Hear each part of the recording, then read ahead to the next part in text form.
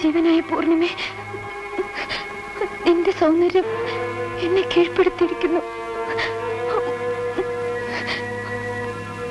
ഇത്തരമൊരു മോഹം എന്റെ മനസ്സിലുണ്ടായിട്ട് കുറച്ച് ദിവസങ്ങളെ ആയുള്ളൂവെങ്കിലും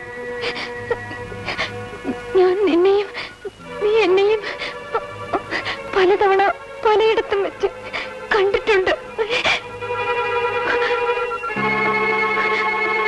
എന്റെ ഉള്ളിൽ അപ്പോഴൊന്നും തോന്നാത്തൊരു വികാരം ഇപ്പോൾ തോന്നിയിരിക്കുന്നു.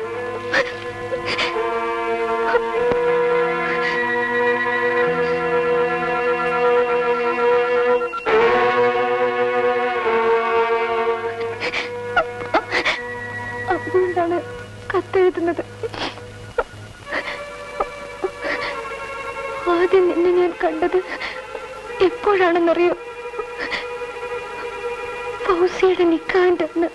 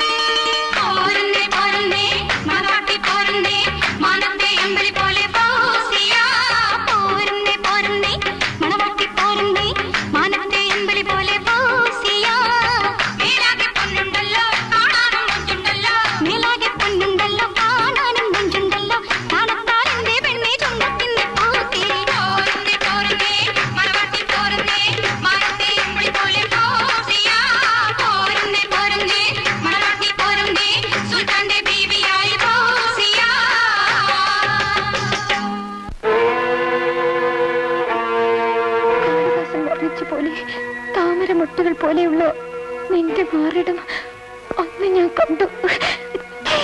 തെമ്മാടി പട്ടി. പൊന്നുമാ, പൊന്നുമാ, കഥ തുറക്കാൻ.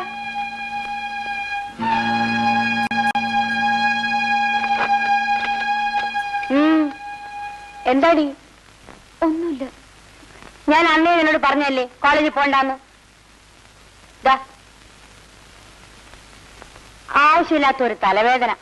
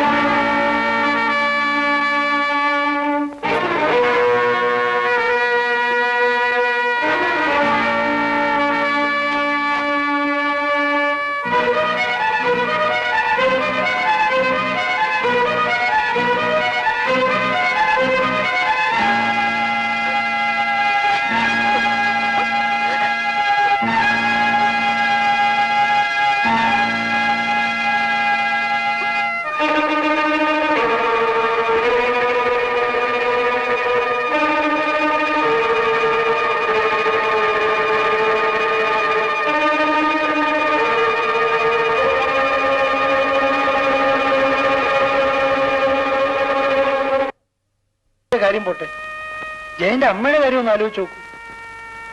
ഒന്നാമത് ഭർത്താവില്ലാത്ത സ്ത്രീ, പോരെങ്കിൽ ആസ്മാ രോഗി. ജയനെ ഒരു നോക്ക് കാണണമെങ്കിൽ ഈ പാർട്ടി ഓഫീസ് വരെ വരണ്ടേ? പണം പണമെന്ന വിചാരം മാത്രമേ അമ്മാവനുള്ളൂ. ആ ചിന്താഗതിയുമായി യോജിച്ച് എനിക്ക് അവിടെ കഴിയാനാവില്ല. അമ്മാവന്റെ കാര്യങ്ങളാ. എത്ര പ്രതീക്ഷകളോടുകൂടിയാണ് ആ സ്ത്രീ നിങ്ങളെ വളർത്തിയത്. മകൻ ഇങ്ങനെ ഇവിടെ കഴിയുന്നു എന്ന് അറിഞ്ഞതിന് ശേഷം മനസമാധാനത്തോടെ ആ സ്ത്രീ ഉറങ്ങിയിട്ടില്ല.